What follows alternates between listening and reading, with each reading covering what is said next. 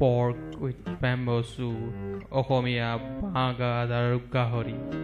এয়া আপোনালোকে দেখিছে এই আমি গাহৰি বইল পানীৰ পৰা তেলটো চাকি আছোঁ। আপোনাক এতিয়া দেখাইছোঁ আমি গাহৰি বনোৱা আমাক কি আমাক ইনগ্ৰিডিয়েণ্টছ লাগিব। এয়া আপোনাৰ আদা ৰচুন, এই কেঁচা জলকীয়া কাটি থোৱা, এয়া আমাৰ বাঁহগাজ, কাৰ্বি বাঁহগাজ, এইটো আপোনাৰ মানে খুব বঢ়িয়া হয়। আৰু এইটো আপোনাৰ ধনিয়া আপোনাৰ কাটি থোৱা আছে, হালধি আৰু নিমখ।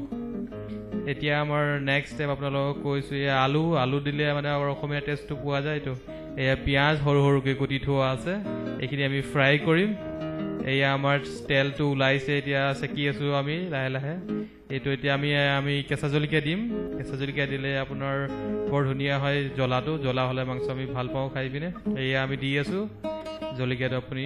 এতিয়া আকৌ দিম আমি আদা ৰচুনৰ পেষ্ট কৰি থৈছোঁ 15টামান আপোনাৰ নহৰু ফুটা আৰু দুডগৰ ডাঙৰ ডাঙৰ আদা। এতিয়া আমি তেলত ফ্ৰাই কৰিম। গোটেইখিনি দি দিব পাৰে আপুনি। এয়া আমি গোটেইখিনি ঢালি দিছোঁ আৰু অলপ হালকা ব্ৰাউন হোৱালৈকে আমি তেলত লাহে লাহে কম ষ্টিমত ফ্ৰাই কৰি থাকিম। এতিয়া ষ্টিমটো কমাই দিয়া হৈছে। এই অলপ বঢ়াব লাগিব এতিয়া ষ্টিমটো অলপ ফ্ৰাই কৰিবলৈ। আপুনি হালকা ব্ৰাউন হৈ গৈছে। এতিয়া টিভিতটো আপুনি গোন্ধটো নাপাব, এনেই বৰ ধুনীয়া গোন্ধাইছে। বৰ সুন্দৰ গোন্ধ। এই চাওক এতিয়া আমাৰ পুৰা ব্ৰাউন হৈ গৈছে আপোনাৰ। এতিয়া আমি কটা পিঁয়াজখিনি আমি এড কৰি দিম আৰু লাহে লাহে আমি লৰাই থাকিম হাতাৰে কেৰাহীখনত। ভালকৈ মিক্স হ'ব দিম আদা ৰচুনৰ লগত। এই বৰ ধুনীয়া সুন্দৰ গোন্ধ ওলাইছে। এই চাব পাৰে আপুনি কেনেকুৱা ধুনীয়া লাগিছে। নিশ্চয় আপোনালোকে গম পাইছে কিমান ভাল হ'ব খাবলৈ। এতিয়া অলপ হালধি ৰঙৰ কাৰণে, বেছি নহয় অকণমান দিলে হ'ব, ½ টেবুল স্পুন হ'ব। আৰু নিমখ টু দি টেষ্ট, কিমান লাগে আপোনাক। বেছি নিমখ খালে বেছি দিব পাৰে, কম খালে কম দিব পাৰে, একো নাই। আৰু এই লাহে লাহে আপুনি লৰাই থাকক হাতাখন।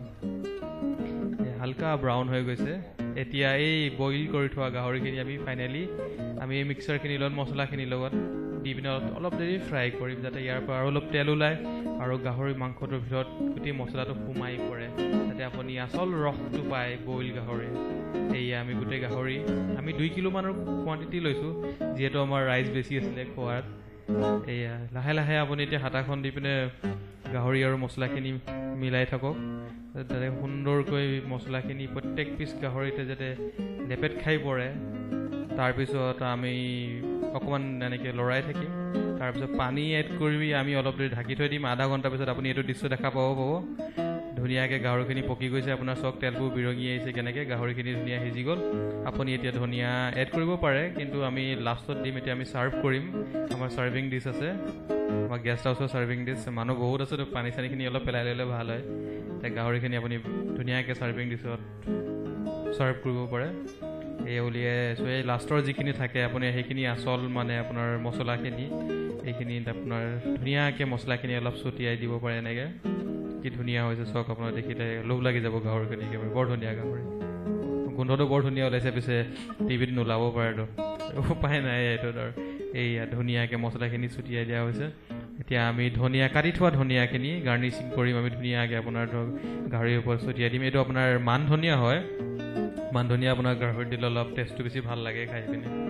তো সেই আমি মান ধনিয়া ছটিয়াই দিছোঁ ধুনীয়াকৈ। আমি এমুঠিমান ধনিয়া কাটি দিছিলোঁ সৰু সৰুকৈ কুটি পিনে। এই ধুনীয়াকৈ চব ঢাকি দিলোঁ। আমাৰ এই ছাৰ্ভ কৰি দিয়া হৈছে। এতিয়া কিমান ধুনীয়া লাগিছে দেখিবলৈ।